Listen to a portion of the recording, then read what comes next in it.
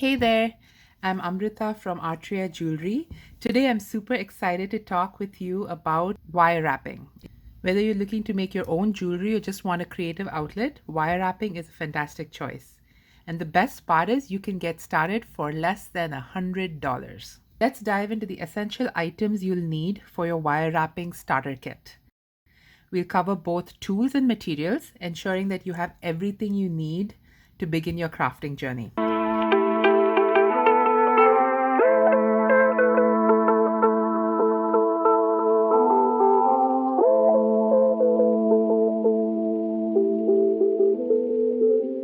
So the essential tools are a needle nose plier or a chain nose plier or a bent nose plier. Now I like to have one of each. So you definitely need a pair of trusted pliers. The needle nose pliers are great to go into small crevices, but if I had to choose any one, I would choose a chain nose or a bent nose plier, and then this would be an optional tool for later once I get better with the art form. The next one that you will need are a pair of flush cutters. Now, wire cutters come in a couple of different types. Typically, the ones you'll see at a hardware store are called diagonal cutters, and they cut at a diagonal. They don't cut flush, so you'll have sharp edges on your wire. So I would not recommend getting that. I would say invest in a pair of good flush cutters. The chain nose or the bent nose pliers are great for gripping and bending your wire without damaging it. So make sure when you're picking your pliers that you pick ones that don't have any ridges on the inside. They don't have any teeth because you don't want them to damage your wire. Round nose pliers or the looping pliers. Now I like the looping pliers better. It's a little bit more of an investment, but I like this better because then my loops are more consistent. So I find though I have one of each that I use this a little bit more. These are great for creating loops and curves in your wire. If you are on a tight budget, this is more reasonable. You can get this and then use a Sharpie marker to mark out the different sizes so then you can make consistent loops without the bail making pliers. The next pair of pliers you would need are the nylon pliers. Mine are a little beat up. The other option are these wire straighteners. So either works. Only works to straighten your wire. The nylon pliers are great in preventing scratching or marring your wire when you're trying to bend or hold a shape too. So this is a little more versatile. So again, if you had to choose one of these, I would choose this. So you can hold your design while you're wrapping without marring the wire. And of course, you need a ruler. You could use any one. I find having a steel one is really great because then I don't scratch out the numbers. It lasts really long. But to get started, any ruler that you have at home works just fine. You will definitely need a file. Now, you could do what I did when I first started out and just get a file from the hardware store, but these are large. I then did go to, again, I'll link this down below, but I went to Harbor Freight and got these smaller files. It's really reasonable. You get a whole pack of like 10 or 20 different shaped files.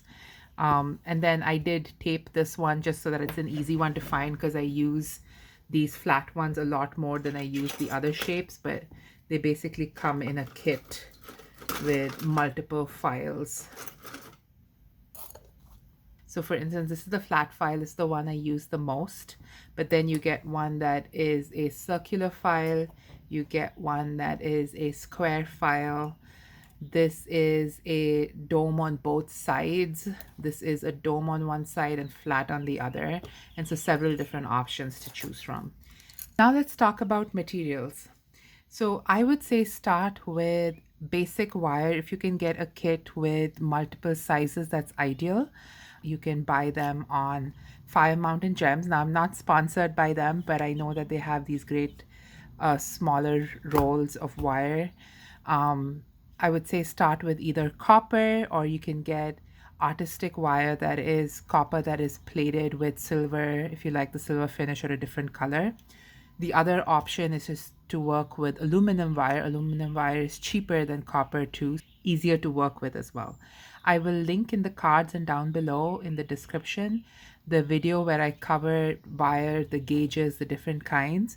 But if you were to start, I would say for your basic kit, get 18 gauge copper wire.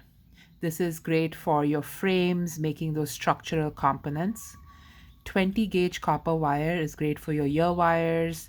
Again, some of those structural components, but also if you want to make your findings like the hooks and stuff like that. Get 28 or 26 gauge copper wire and 24 gauge copper wire. These are for wire wrapping.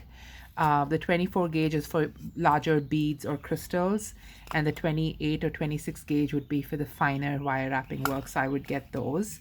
And then if you can get a 16 gauge as well, that's great for the framework. But at the very least, get these 4 sizes. Now for the beads. I've bought these over time in different forms. You get them on strings, you get them in little bags. The best way to do it when you're starting off is to get a couple of pre-made kits. I have found a few on Amazon, so I'll link them down below. You can get different shapes. So here I have a few cubes. I have teardrops. So that would be great for drops for earrings or pendants. And here I have some roundel crystals, different sizes. Here I have really tiny ones as well. These are 4 mm crystals. So I will link those kits down below. Now, apart from beads and crystals, you can also buy cabochons or gemstones to make your wire wraps. Now, these are going to be a little more expensive if they are high quality gemstones. So this is a labradorite. And so these will be a little more expensive, but then you can find agates, which are far more reasonable, or magnesite, which is even more reasonable. And these are a couple of dollars each. So I'll link some of these as well if you want to practice your wire wrapping around stones like this. Another great place to find beads is at antique stores or your local thrift stores. You can go and buy old necklaces and break them up and get your beads out of them as well.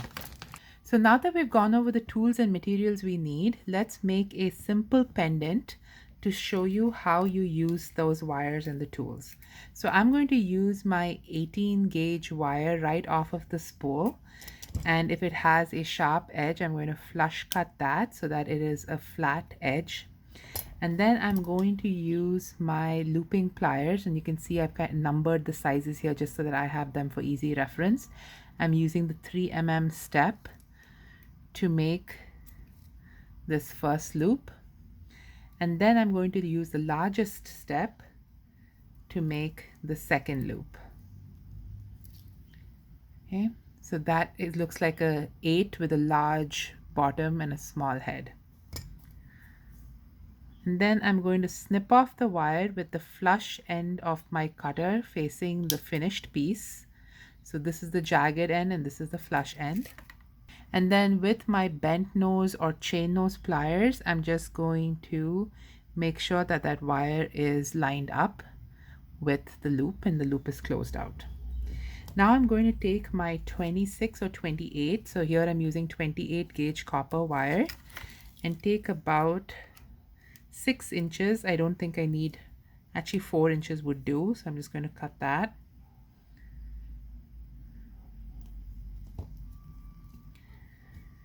And then I'm going to wrap the wire 5 times on this side.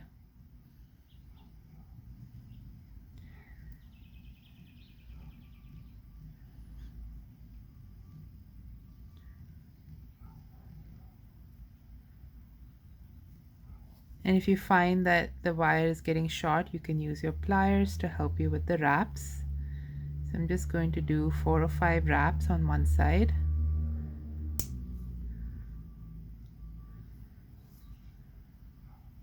And then make sure to tuck that end in.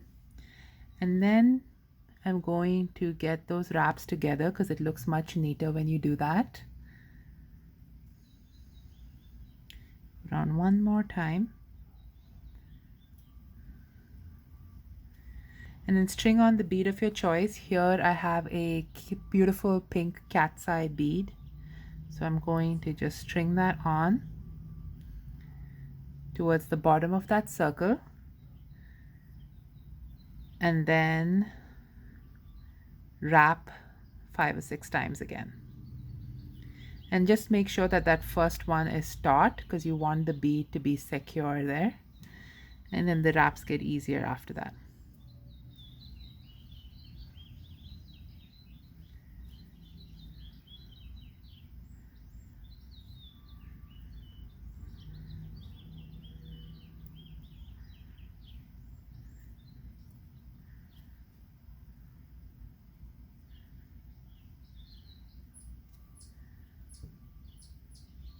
And if you've done 6 wraps on the first side, you're also going to do the same here because you want it to look even and finished. And then I'm going to cut the wire and make sure to tuck it in again.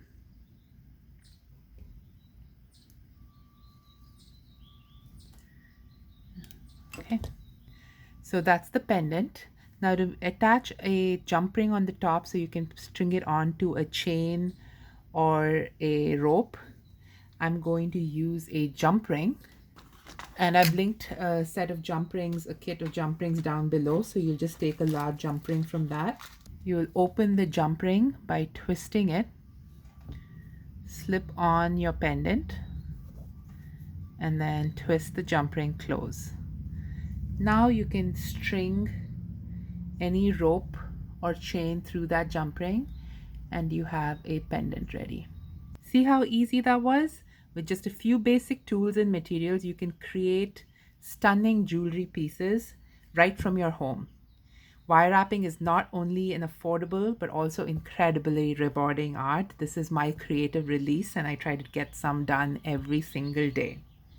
You can also make personalized gifts, you can sell your craft, or simply enjoy the process of creating beautiful pieces. So there you have it. For around $100, you can have a complete wire wrapping starter kit and dive into this amazing craft.